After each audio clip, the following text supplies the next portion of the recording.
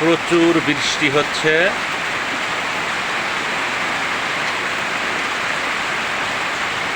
আমি সেই বৃষ্টির ভিডিও ধারণ করছি।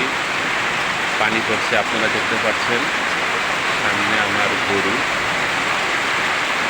বড়ই গাছ, পেয়ারা গাছ, বারান্দায় ধানের বস্তা, পাশে মুরগির খাওয়ার, নিচে কিছু সিদ্ধ ধান,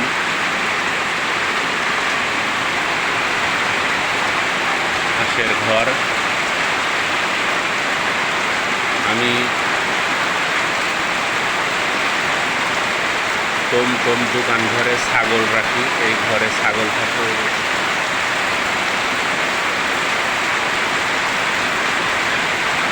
বৃষ্টি হয়ে উঠানে পানি জমে আছে। এই যে নিচে চুলা দেখতে পাচ্ছেন, এখানে ধান সিদ্ধ করা হয়েছিল। এই পাশে সিদ্ধ ধান বারান্দায় ঢেকে রেখেছি।